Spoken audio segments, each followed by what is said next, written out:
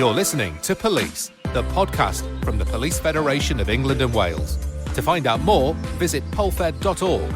You can listen and download our podcasts via most podcast platforms. Simply search for Police, the podcast from the Police Federation of England and Wales. Hello and welcome to this edition of Police, the podcast from the Police Federation of England and Wales. And in this episode, we sat down with our National Chair, Steve Hartshorn, to talk about pay, conditions, morale and pensions. For those listeners who aren't familiar with Steve and his background, we started by asking him to introduce himself and tell us why he thinks podcasts such as this one are so important. I'm Steve Hartshorn. I'm the chair of the Police Federation of England and Wales. My background in policing over the last 28 years is I started as a response officer for the first 10 years, doing earlys, late nights and all things that you would expect a police officer to be doing. I then moved on to the Specialist Firearm Command in the Metropolitan Police on the armed response vehicles from 2005. I left there in 2018 to become a national board member with the Police Federation of England and Wales. I took over the firearms and taser portfolios and then decided to stand for chair in 2022. For me, the podcast, it's a really good way for me to be able to articulate properly, perhaps more so than I can in a standard interview that I might do on radio or the television.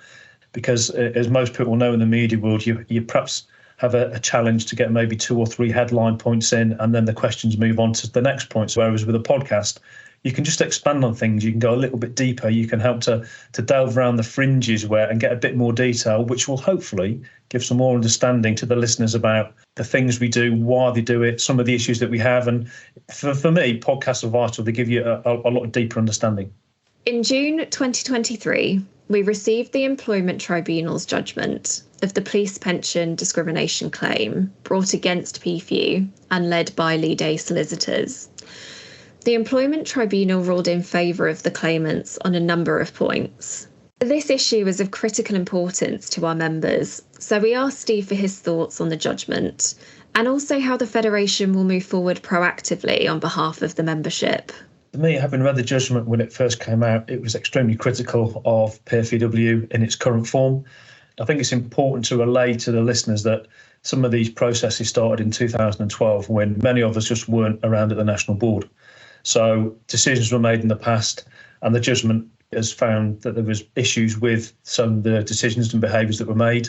And it was difficult, just found that discrimination was found against some members. We absolutely listen to that, we hear it, and it was painful. We were all affected by decisions made by the government and by the Federation, how the pension changes took place and indeed what some of our forebears did. And it's incumbent on anyone in a position of leadership that when things have happened, you do take ownership of it. And obviously there was a period of time where we had to consider how we took ownership of that, because you need to review it properly legally, because we have a duty to the Police Federation of England and Wales, to our members, to make sure we can continue with the daily business as well as dealing with the issues that have been found against us.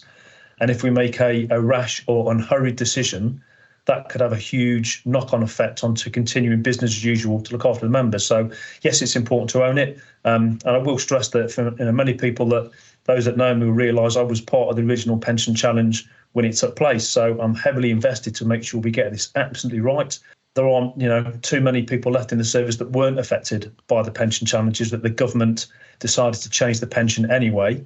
That was found to be discriminatory, regardless of how things took place with the Federation. And now fault has been found with decisions made. So, we've got to get behind it. We have issued a full and unreserved apology. We've accepted the judgment finding, and we are not appealing the decision now. So now we have to move forward in what that looks like, set against keeping the business going to represent the members. We're also doing a backward review to find out exactly what happened, how it happened, why, to make sure that we have things in place to ensure that no one person can act independently to make decisions. If legal advice comes in, we want to make sure it gets looked at. Also, we get a good consensus of opinion.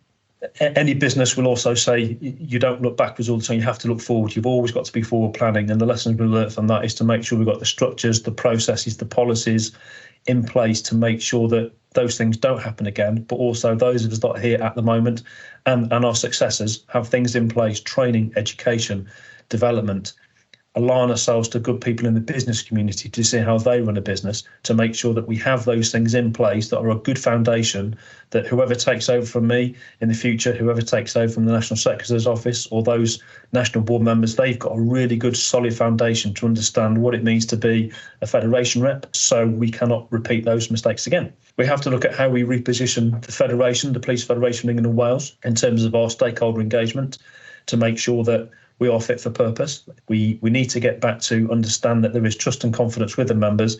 And I will always engage with members if they want to speak to me, face to face. Again, at the back of this, there's 140,000 police officers that we represent, that we have to be there for, to make sure they've got the very best service and protections. And if you speak to those officers, I think you'll find the overwhelming majority will say when they've engaged with the Federation, had our services, availed themselves of advice and the Federation reps locally and nationally, they get a really good service. If you look at some of the claims we've had, we've managed to claw back over £12.5 million worth of overtime for members. That's work done by Federation reps and our solicitors to make sure that chief constables pay them properly. Year to date, at the moment, we've had just under 5,000 claims, I believe, that have come in. That's from members that we're dealing with. That's a lot of members that are reaching out to get help. We're also looking there to support victims and witnesses that come forward now on the back of some heinous crimes where our members have been victims by police officers. We're looking to see what more we can do in that space. So there's lots going on at the Federation. I think we are fit for purpose. We do have relevance. Some of our detractors will disagree massively. I understand that. But actually, a lot of people, once you're working with the Federation, see what we do. They like the service we provide. And my job, working with the current team, is to make sure that we are there for the next 10, 15, 20, 25 years. You're listening to Police, the podcast from the Police Federation of England and Wales.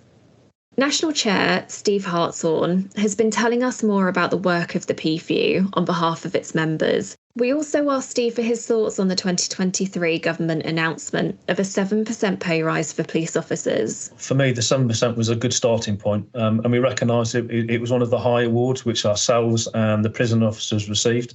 For me, it doesn't take into account the unique restrictions on the lives, the working lives and personal lives of police officers.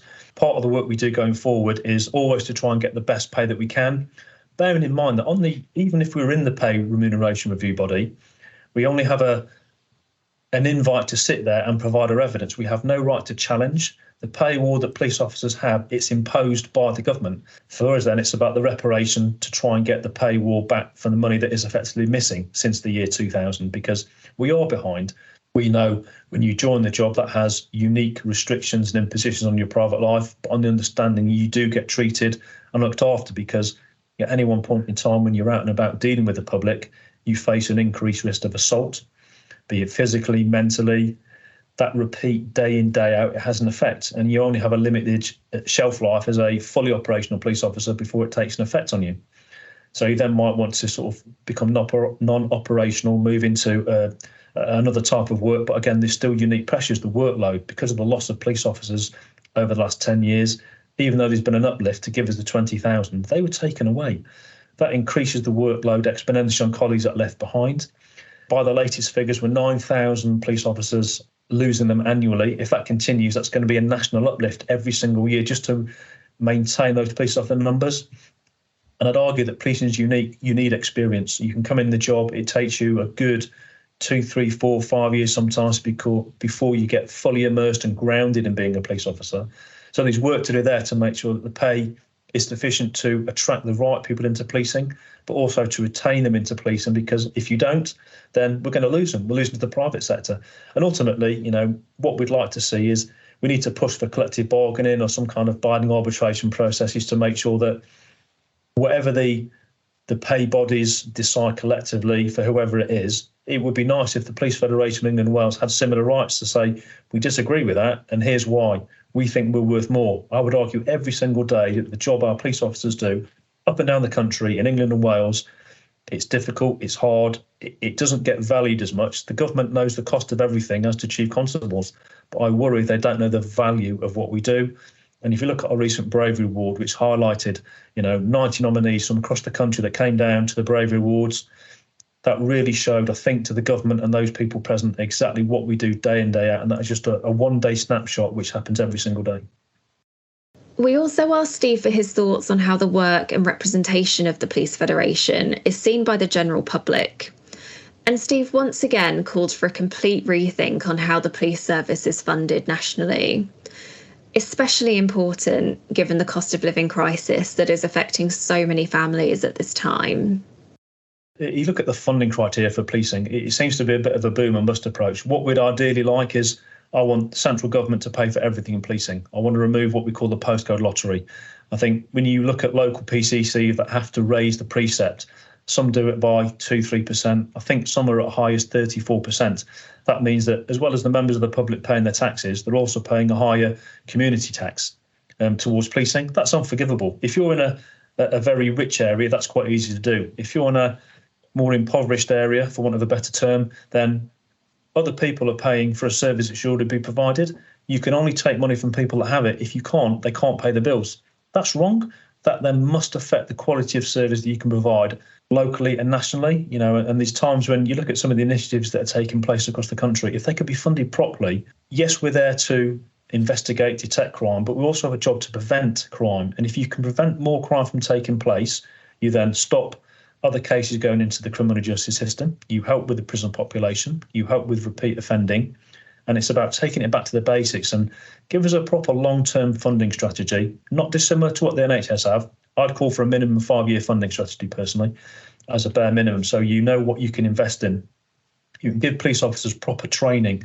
For me, I'd like them to have protected learning time every single year, at least once, maybe twice, to updates on policy, processes, what the law says. And these things we want to push for to make sure they do get that time to learn and reflect properly. It's also about building back public confidence massively, because there's something to be said for back to basics. But what does that mean? It means police officers on the ground, walking, talking to the members of the public, not just in response to crime. Let's get there for the casual conversation in the high street. Have a chat with them. Go and see people on duty in the uniform. Have a conversation so you become familiar. You look at events over recent years when terror attacks were taking place in airports were highlighted, and you see armed cops there. There's a big shock value. Armed cops, very military view at the airport. Now you walk through, it's daily business. You see them, people engage with them, get the photographs taken. It's become normalised. It's sad that it's normalised, having to have armed cops at airports. However, that's the reality we live in. I'd like to get back where the communities, the neighbourhoods, they know who their local police are properly, so that they see them with regularity, accepting as well that, the culture's changed. We have a far bigger nighttime economy taking place now. So traditionally, things might get quiet at 8, 9 at night. They're not getting quiet now till 1, 2, 3 in the morning. If ever, there is a 24/7 culture out there across the country which needs to be addressed. Is the right level of policing? Do we have the right numbers? We represent 140,000. There's about 150,000 cops in total across the country from all ranks. Is that enough? I'd argue not. I think there should be far more.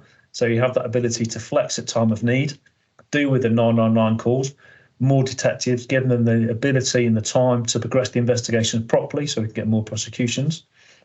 Also have police officers available for more of the community events, neighbourhoods. We're always told that is the heart of the community. Let's reinvest in it properly. Let's have police officers that are there uniquely to do that job, and maybe make it a rotation effect that you do some response work, you do neighbourhood work, do communities, do a detective portfolio assignment, get really good rounded cops to how it used to be. And perhaps it is swinging the lamp a little bit, looking back over the last 28, 30 years of my policing career. But if you get police officers doing that with the community, we know it works. We'd like to express our thanks to Steve for taking the time to chat with us on these issues. And we look forward to bringing you more interviews from Steve and the National Board in the coming weeks and months. Thanks for listening. Thanks very much for listening. To find out more, visit polfed.org or email podcast@polfed.org. This podcast is brought to you by the Police Federation of England and Wales. Have your say. Contact us via most social media platforms. Simply search for Police Federation of England and Wales. If there's an issue you'd like us to feature, then email us via podcast@polfed.org.